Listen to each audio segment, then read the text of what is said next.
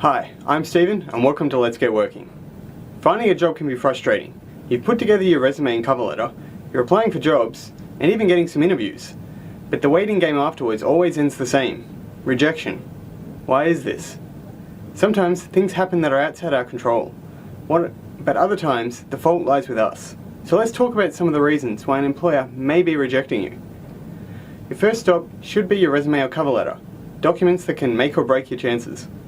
Too often, people cram these documents full of any piece of information they think will be useful, making them too long in the process. It may seem like a good idea to be this thorough, documenting everything you've ever done, but that's not the purpose of a resume or cover letter. Keep it shorter and relevant. If there's anything you think may be useful, but you didn't have enough room, mention it in the interview. Don't require the employer to search through irrelevant information just to get to what's useful.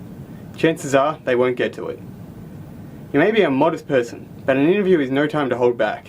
It's your time to shine, so make the most of it. Experience shows you've done the job before, but achievements show how well you performed in that job.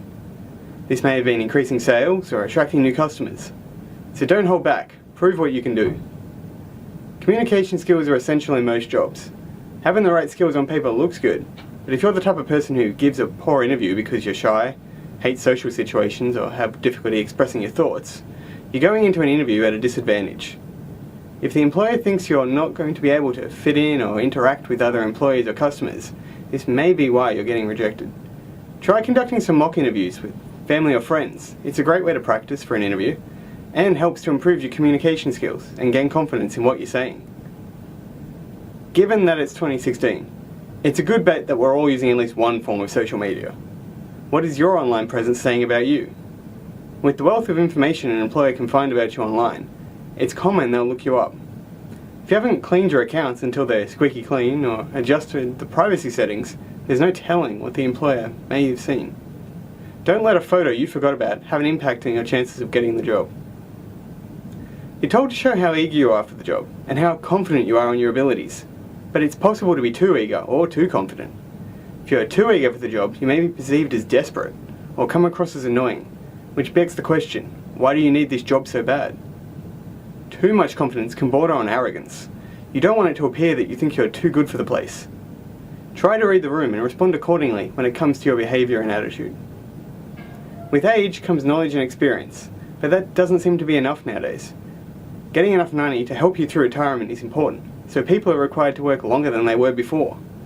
But age has become a barrier. Whether this is because they think you won't be able to adapt to do the work, they're wondering what baggage you'll bring from previous jobs, or if it's because they're intimidated by your knowledge and experience and are afraid you'll replace them. Either way, it's making it difficult to get a job. Consider your options and decide what's best for you. Much like age, disability is a barrier to employment. People fear what they don't understand, and they don't understand disability. As a society, we need to work towards educating people about disability, so it's not the scary monster hiding in the dark that it seems to be. Until this happens though, show employers that your disability won't be an issue for them by addressing their concerns and putting the focus on what you can do rather than what you can't.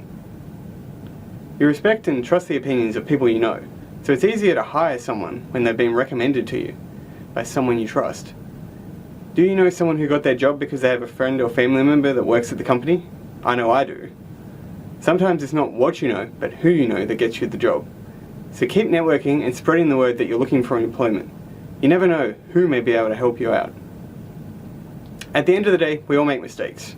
When I think back to some of the interviews, I cringe at some of the simple mistakes I made that probably took me out of the running. The important thing is, do you learn from these mistakes, or do you keep making them?